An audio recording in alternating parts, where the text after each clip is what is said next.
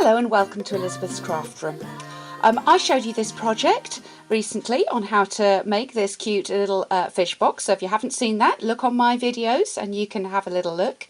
And today I'm going to show you how to make a very quick and easy box out of designer paper to be able to give this in. So we're going to start off with some 12 by 12 designer paper. I'm just taking the leg out on the trimmer so that I can get a nice steady trim for this.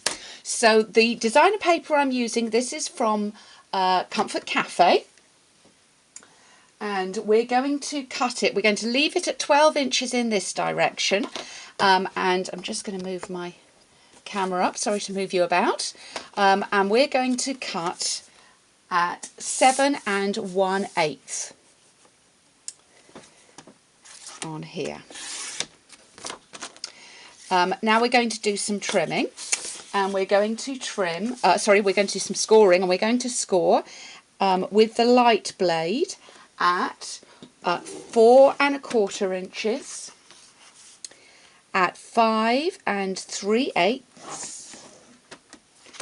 at 9 5/8, and at 10 6/8.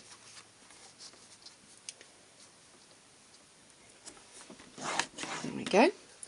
Then I'm going to turn and I'm going to score down the long length, and this time it's going to be at 1 1/8. And what's really nice is that with this new trimmer I can use that full 12 inches without having to take my other blade out. There's loads of room, in fact so much room that it's very difficult to show you on the camera. Okay, let's pop that away. So now I'm going to fold along all of those score lines and just reinforce those scores.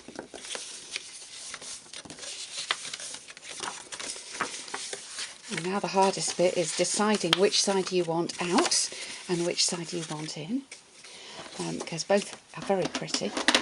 I'm just going to snip and take out really the little score lines. I'm snipping up along the score lines up to the score line along the sides, and instead of just snipping one line up, I'm actually taking little V's out, and that makes for a neater finish on the project. And I'm going to do the same up here. It's just a real little slither that you want to take out. So I've done that in the middle and up at the top. Okay, now I've got a little tip about putting this together. If you fold your flaps here and put these on the inside, as the box comes down on the inside, it can get caught on those. So although normally we would put those in first, I'm going to suggest we do this slightly differently. I'm going to put my glue first of all there and there, and this is on the flap with a big piece at the top, and this is going to form the back of my box. And I'm going to then put the flaps on the outside. These are still going to get covered, so it'll still be neat, because we're now going to cover those with the flaps on the front of the box. So I'm going to put my glue down here and down the other side, and I'm going to fold those in. So it's neat on the outside, but it's also clean on the inside. I don't know if you can see that now. We haven't got any flaps there on the inside for the card to get caught on. Now with the top piece you've got choices. You can trim these pieces off completely, but I actually like to strengthen the box a little bit by leaving those on. So I'm just going to put some glue on those flaps there. Fold those in.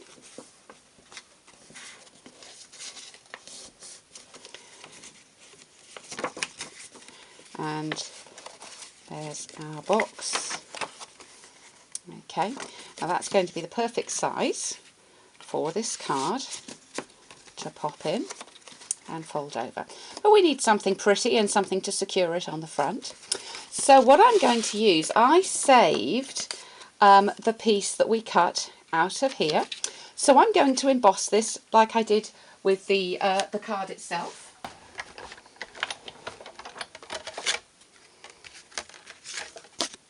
There's the embossing on there. Now, I stamped a little fish yesterday. Now, this is one that, if you're wondering how this is stamped with the two colours, have a look at the other video, because I did show that. And so I'm just going to put a couple of dimensionals on there. And pop him up.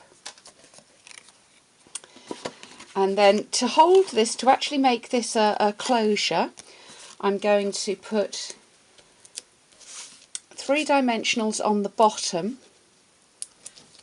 I might even go mad and put 4 on the bottom here. And then the best way to do it is to fold that over, put your closure in the middle, and take that out, and then you can give those a really good press down to make sure that's stuck on. And then to close it, you're just going to fold the box in behind.